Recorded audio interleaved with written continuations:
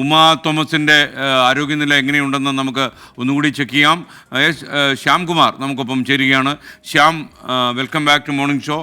ശ്യാം, അവിടെ നമ്മൾ മെഡിക്കൽ അധികൃതരുമായി ഡോക്ടേഴ്സുമായിട്ടൊക്കെ സംസാരിക്കുമ്പോൾ നമുക്ക് കിട്ടുന്ന ലേറ്റസ്റ്റ് വിവരങ്ങൾ എങ്ങനെയാണ്?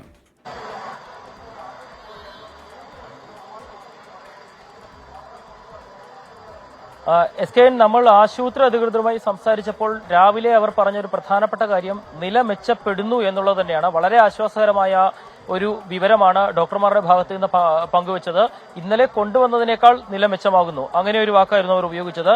അല്പസമയം മുമ്പ് മന്ത്രി പി രാജീവ് മാധ്യമങ്ങളെ കണ്ടപ്പോൾ അദ്ദേഹവും പറഞ്ഞത് ഇന്നലത്തതിനേക്കാൾ നില മെച്ചമായിട്ടുണ്ട് എന്നുള്ളതാണ്. നിലവിൽ MLA CT സ്കാനിന് വേണ്ടി കൊണ്ടുപോയിരിക്കുകയാണ്. അതിനുശേഷമാകും ഏത് ചികിത്സാ രീതി തുടരണമെന്നുള്ളതിൽ തീരുമാനിക്കുക. 11 മണിയോടുകൂടി മെഡിക്കൽ ബുള്ളറ്റിൻ പുറത്തിറക്കും എന്നുള്ളതാണ് മന്ത്രി വ്യക്തമാക്കിയിരിക്കുന്നത്. സർജറി വേണ്ട എന്നുള്ള ഇന്നലെ എടുത്ത അതേ നിലപാടിൽ തന്നെ ഇപ്പോഴും ചികിത്സ മുന്നോട്ട് പോകാനാണ് തീരുമാനിച്ചിരിക്കുന്നത്. ഏറ്റവും മികച്ച ചികിത്സാ സൗകര്യങ്ങൾ ഒരുക്കിയിട്ടുണ്ട്. മെഡിക്കൽ ബോർഡ് രൂപീകരിച്ചിട്ടുണ്ട്. കോട്ടയം മെഡിക്കൽ കോളേജിൽ നിന്ന് ഇന്നലെ വന്ന ഡോക്ടർമാർ മടങ്ങി, പക്ഷേ അവരും ഈ ചികിത്സ വിലയിരുത്തുന്നുണ്ട്. നിലവിൽ ഉമാ തോമസ് വെന്റിലേറ്ററിൽ തന്നെയാണ് തുടരുന്നത്. ഇന്നലത്തെ പരിപാടിയുമായി ബന്ധപ്പെട്ട് ചില ഗൗരവകരമായ പ്രശ്നങ്ങൾ ഉണ്ട് എന്ന് കണ്ടെത്തിയിട്ടുണ്ട് എന്നുകൂടി മന്ത്രി പറയുന്നുണ്ട്. അതിൽ പോലീസ് കേസെടുത്തിട്ടുണ്ട്.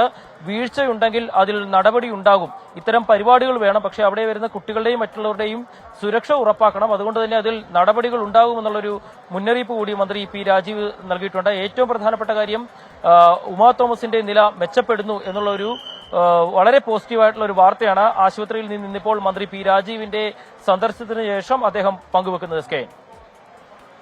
കുമാർ, അവർ റിനൈ മെഡിസിറ്റി ഒരു മെഡിക്കൽ ബുള്ളറ്റിൻ ഇറക്കുന്നു എന്ന് പറഞ്ഞു. ആ ബുള്ളറ്റിനെ കുറിച്ച് എന്തെങ്കിലും വിവരങ്ങൾ ലഭിച്ചോ? 11 മണിക്ക് എന്തോ മറ്റോ ഒരു മെഡിക്കൽ ബുള്ളറ്റിൻ വരാൻ പോകുന്നു എന്നാണല്ലോ അറിയിച്ചത്.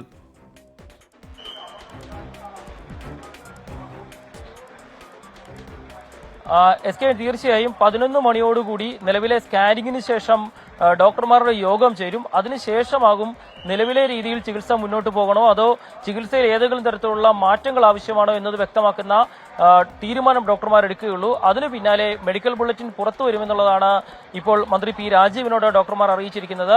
ആശുപത്രി അധികൃതരും അതുതന്നെയാണ് വ്യക്തമാക്കിയത്. 11 മണിയോടുകൂടി MLA ആരോഗ്യനിലയെക്കുറിച്ചുള്ള മെഡിക്കൽ ബുള്ളറ്റിൻ, പുതിയ മെഡിക്കൽ ബുള്ളറ്റിൻ ഇന്ന് പുറത്തു വരും.